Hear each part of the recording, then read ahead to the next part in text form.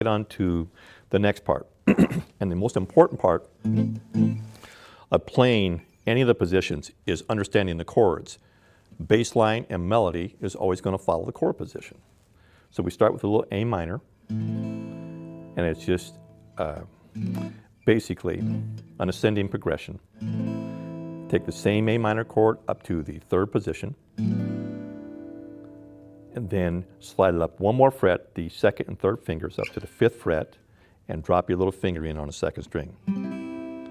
And I use the first string open, then back to A minor position at the third fret, then A minor, and then open to E. So,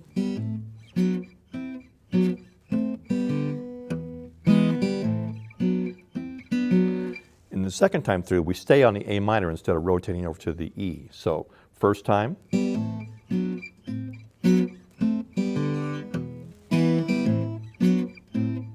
stay on A minor, then you repeat it.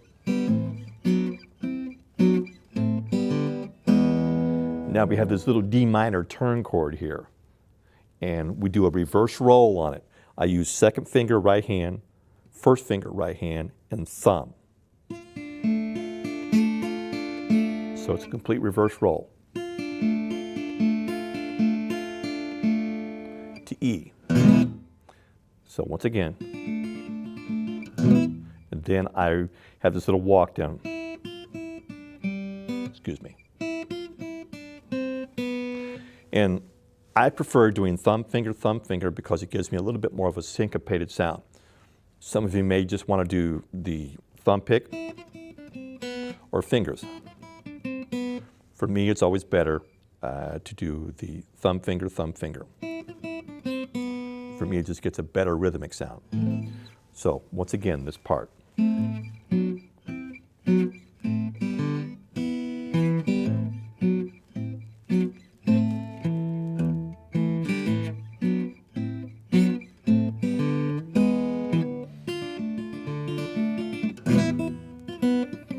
Should be.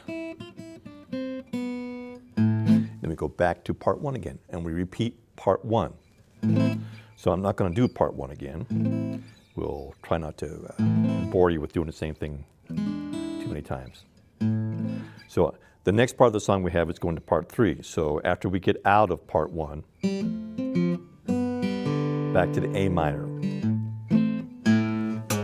Walk down to the G chord. We have to wrap this G because of some things we're going to do.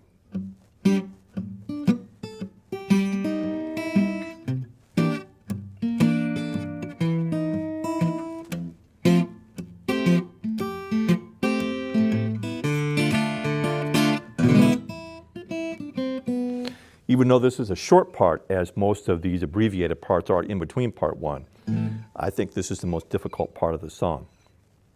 It involves a couple of difficult chord things where you have to lift part of the chord in order to get the open string. So you start off with A on the fifth string, then we have G sharp, A flat, right there. Then we go right into the G chord, but we're going to wrap it.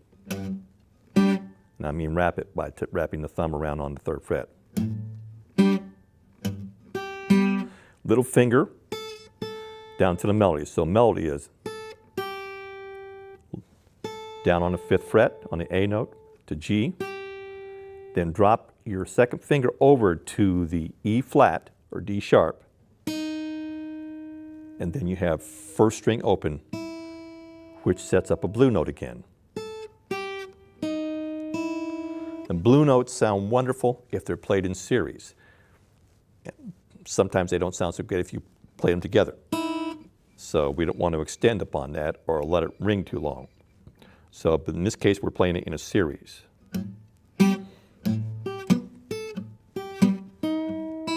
And I even bend it up a little bit so it almost matches tone with the first string. So.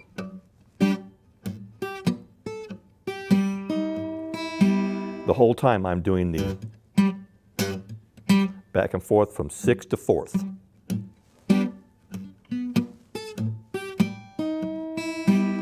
Now I go to a C9. And if you don't want to rotate back and forth, because you've got to rotate these bass notes back and forth, you can just put your second finger in between the 5th and 6th strings. And you'll cover enough of it. It just doesn't take too much pressure there, so you don't have to be too precise about it. Just get it right between the strings. Old folk player, blues player trick here. So, and then we go to the C9, and we do some of the same stuff. So with this C9, I have to get my little finger up to the A note. And then I let off the A note. Now I have to come off of the string. And this is the hardest part, probably, of the song, is you have to get your little finger on that D sharp, E flat, bend it a little bit, and then play first string open.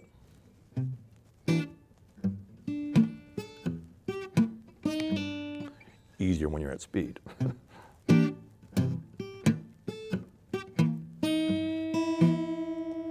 So then the next move we have is a rap F.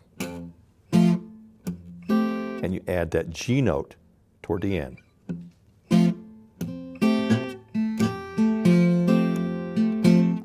D minor. And it's not an alternating thing there. I just do a little 1 or 2 times on the bass note, and then I play my chord. E7 chord, and turn it. So part 3 again.